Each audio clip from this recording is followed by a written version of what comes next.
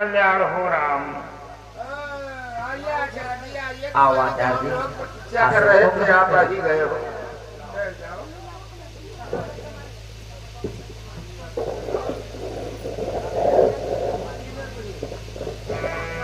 आचार्य जी, कहो राजा। आप असमंजस में होंगे कि आखिर राम ने अपने राज दरबार में आपको क्यों आमंत्रित किया है? क्यों नहीं राजा? क्योंकि हम समस्त भाई एक अश्वमेध यज्ञ का अनुष्ठान करवाना चाहते हैं, जिसमें हमारा राय है कि वो हमारा यज्ञ आपके शुभ कर्मों द्वारा संपन्न हो। धन्य है राजा।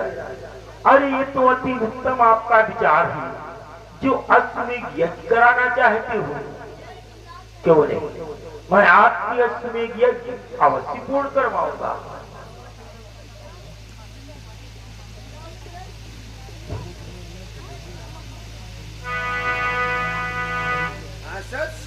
खराब है पंडित। ये सत्य कहा बेटा। राजा, ये मैं क्या देख रहा हूँ? अश्वमेध यज्ञ में कुछ बाधाएं अथवा कुछ संशय उत्पन्न हो रहा है। राम की यज्ञ में संशय व बाधाएं? हाँ राजा। कहने का तात्पर्य हमको समझे नहीं। क्यों नहीं, अवश्य बतलाएंगे।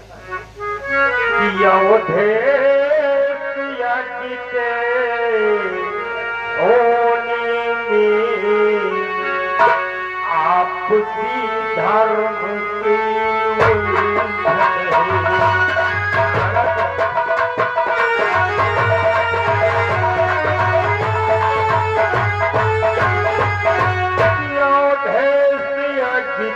होने में आपसी धर्म की उलझन है। पत्नी दुनिया की अधूरा है, शास्त्रों में ऐसा वर्णन है।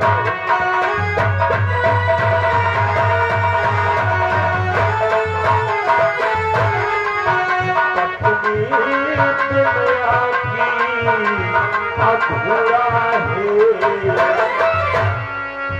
शास्त्रों में ऐसा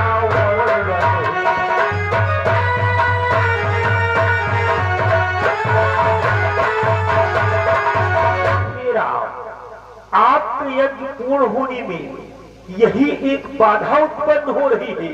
अरे बिना पत्नी के यज्ञ ही नहीं, कोई भी कार्य हो वो पूर्ण नहीं हो सकता है।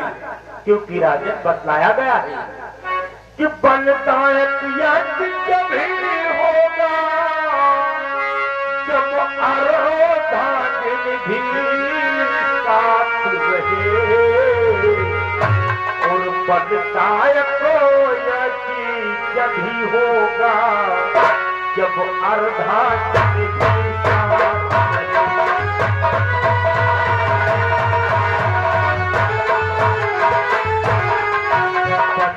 बलदायक यज्ञ जब ही होगा जब अर्धांगिनी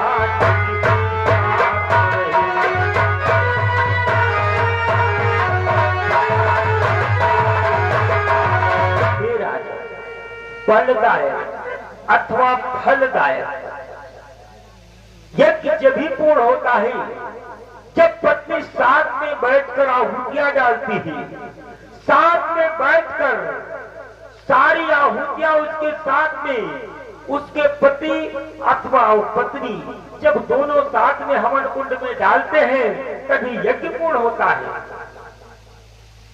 क्षमा कीजिए आचार्य जी, किंतु हमने तो सीता का त्याग ही कर दिया है।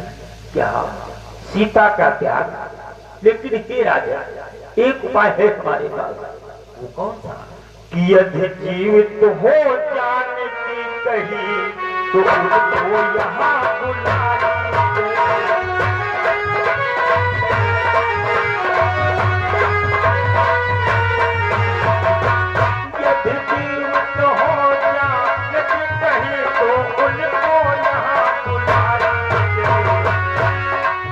अथवा करने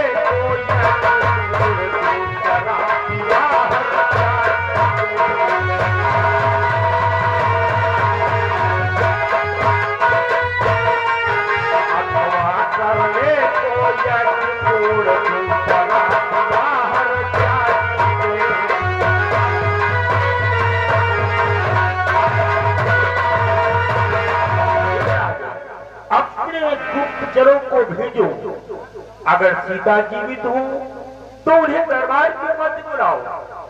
अगर वो मर चुकी है, इस दुनिया में है ही नहीं, तो यज्ञ पूर्ण के लिए आपको दूसरा विवाह करना।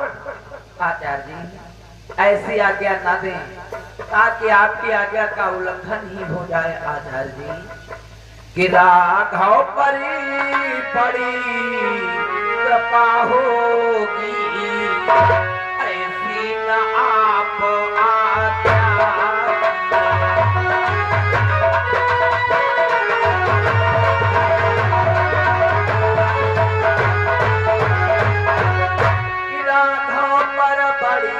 कृपा होगी, ऐसी न आप आज्ञा कीजिए, अन्यथा बचनो लंघन का पहले अपराध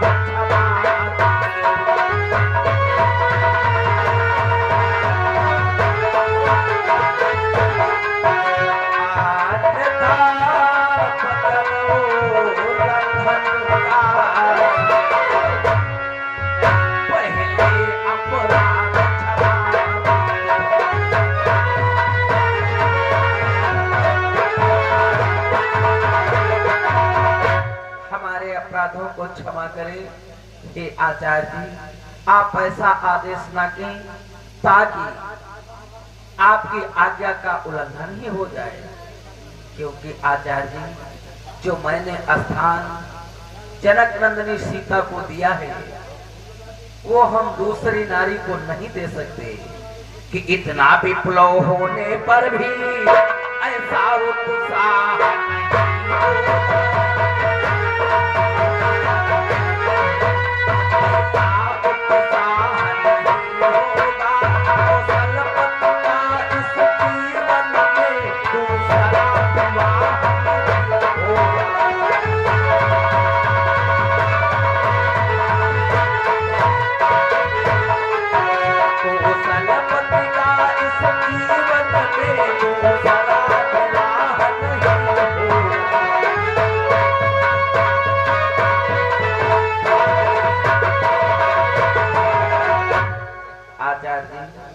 राम का यज्ञ सफल हो अथवा ना हो, किंतु राम का दूसरा विवाह नहीं हो सकता है।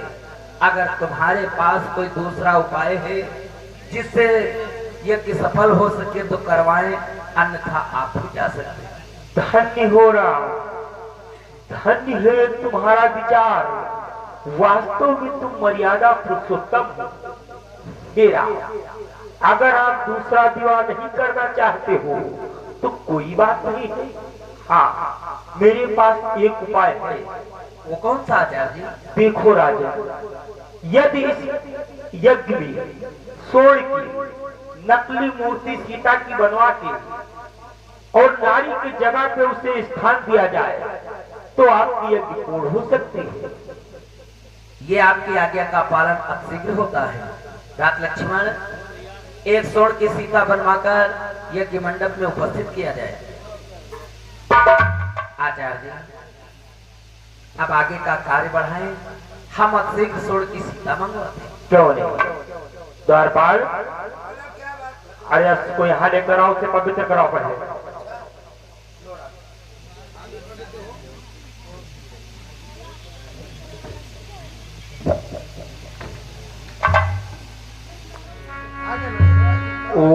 पवित्रान देवाज माले पाटी धारण करवा। राजन पहले आप पाटी धारण करो। लो घोड़े पास में करो। ओ पवित्राय नमः सूर्य देवास तत्व स्वाध्याय नमः। ओ पवित्रम पवित्रम सूर्यदेवाय नमः कोटिग्राम। राजन सबसे पहले आप मेरा दक्षिणा मंगवाओ, उसके बाद में मैं आपकी यज्ञ पूर्ण कराता हूँ। चंचल देखो, अपने धनखोज के खजांची के पास जाकर दक्षिणा लाकर आचार्य जी को दो ताकि यज्ञ संपन्न हो सके। द्वारपाल, कम मत लेकर आ जाना, काफी दक्षिणा लेकर आना। अरे सिलाई भी दी जाएगी, उसी हिसाब से तो दक्षिणा दिया जाएगा। लो राजा, अब पार्टी को धारण कर लिया है, अब आहुतियां डालते जाओ, मैं मंत्र बोलने के लिए जा रहा हूँ। लो ये लो, मैं जब बोल रहा हूँ ओम सूर्यदेवाय नमः स्वाहा, ओम अरुणदेव भाई नमः स्वाहा, ओम पवन देवाय नमः स्वाहा, ओम चंद्रदेवाय नमः स्वाहा, ओम कोटि कोटि नाम भवानी सवितंद्रवामिंगेश्वर पवित्र व्यस्तमा या देवी सर्वंध्य कहा चामुंडे चक्ररास्ते यज्ञ पूजन कर भगवत भगवान विष्णु भक्त मात्र स्वाहा कर्पूर गौरम करुणावतारम संसार सारम भूतगंधारम सदा संत वट्यार्गन्य भवानी चैतम नामि स्वाहा श्रीराम मूलम श्यामल गोकुलांगम सीता समारम पिता भागम पाड़ो महासायम चार चापम नमाम राम रघुनाथ स्वाहा। राजन, अब अपने करों को जोड़कर अपने माता पिता अथवा अपने गुरुजनों का ध्यान करो, यज्ञ पूर्ण होती है। तुम्हें हो माता च पिता तुम्हें हो, तुम्हें हो बंधु च सखा तुम्हें हो, तुम्हें विद्या च द्रविणम तुम्हें हो, तुम्हें हो सर्वम देव देव स्वाहा। राजन, अब आपकी यज्ञ पूर्ण हुई। देखो राजा, ये अश्वमेध यज्ञ भ्रमण हेतु छोड़ा जाएगा, इसलिए आप एक कागज और कलम मंगवाए, जो भी चुनौती के माध्यम से उसमें आप लिखवाना चाहे वो लिखवा सकते हैं। चंचल, बोलो क्या बात भगवान। एक कागज कलम का प्रबंध किया जाए।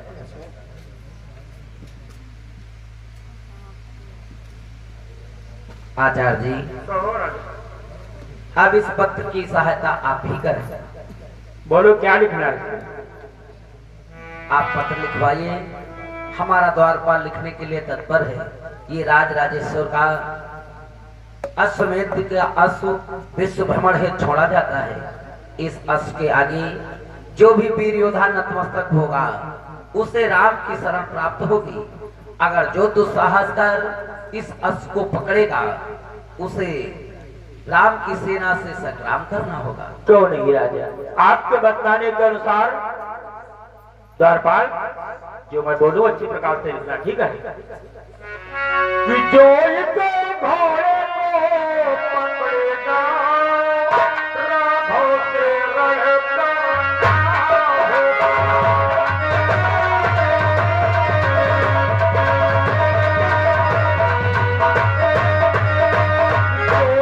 घोड़े को पकड़ेगा राघव के रण का होगा। वो भली प्रकार हो समझ मन में बस बिना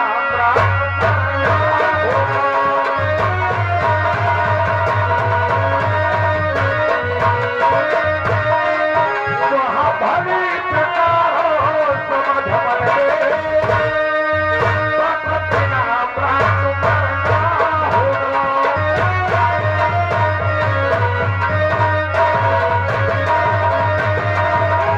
ये राजा रामचंद्र के अश्वमेध का घोड़ा है। जो इसे देखकर इसके आगे सर को झुकाएगा उसे राजा राम की शरणागति प्राप्त होगी, और जो इसे पकड़ने की चेष्टा करेगा यानी चुनौती को स्वीकार करेगा उसे रघुवंशियों से युद्ध। देखो इस घोड़े के मस्तक पे बांध निशान बोर्ड की तरह बांध देते हैं, आगे आने वाले अतिथि को दिखाई पड़े। क्यों नहीं, दूर से ही दिखाई पड़े। हाँ, इस प्रकार से बांधना। दरबार की मोहर लगा देते हैं। चलो लगा दो।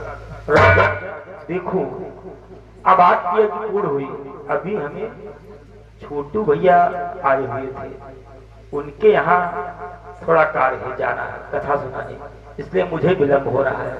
अब मुझे आदेश दो, मैं उनके भी घर जाकर देखूं क्या हुआ क्या नहीं। अवश्य आचार्य। हाँ, छोटू भैया बहुत परेशान। अच्छा, हाँ, पता नहीं क्या काम है, कुछ बताया नहीं।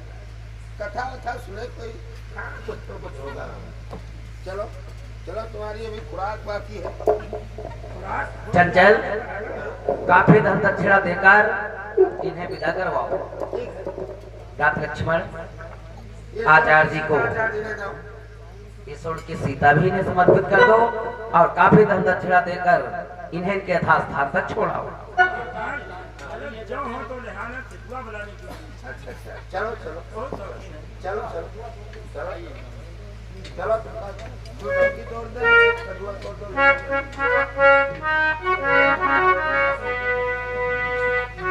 हे भ्रात शत्रुघ्न, अब तुम्हें ये कार्य करना होगा। कौन सा कार्य भैया? ये अपने यज्ञ का अश्व ये विश्व के भ्रमण है स्वतंत्र कर छोड़ दीजिए। साथ साथ में इस अश्व के रक्षक बनकर आप स्वयं तुम जाओगे। किंतु इतना ध्यान रहे, इस अश्व के आगे जो भी प्राणी नतमस्तक होगा उसे हमारी शरण प्राप्त होगी, और जो साहस का इसे पकड़ लेगा तुम्हें उससे छुड़ाकर अश्व को आगे बढ़ाना होगा। अवश्य भैया।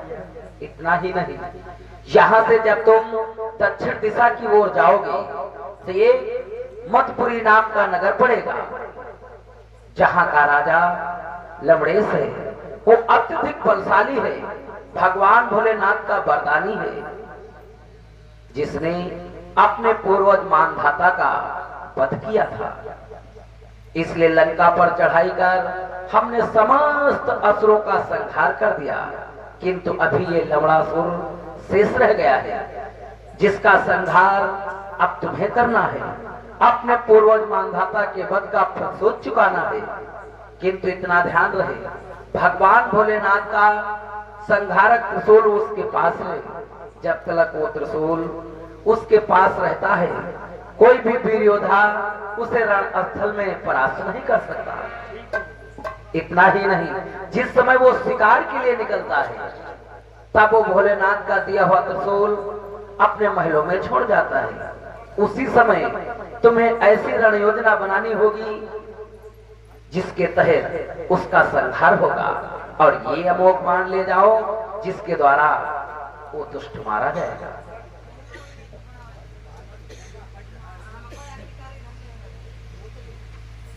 ठीक है भैया, मैं तुम्हारे बातों को ध्यान में रख करके अश्व का संरक्षक बन करके आगे की तरफ जाता हूँ। मेरा प्रणाम स्वीकार।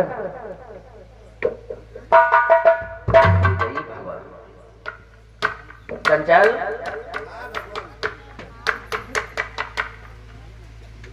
भ्रात शत्रुघ्न के साथ साथ अब तुम्हें भी एक कार्य करना है। शीघ्रता करें भगवान। अभी तक तो आप द्वारपाल रहे, अब तुम मंत्री का रूप धारण कर इस अश्व के संरक्षक बनकर जाओगे।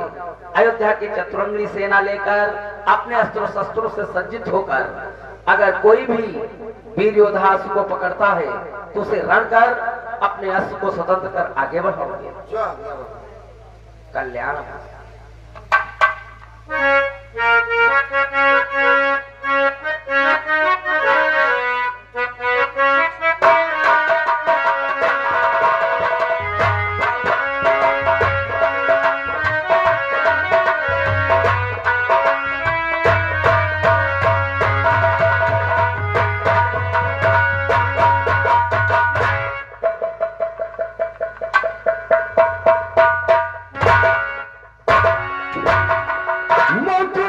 कहिए महाराज।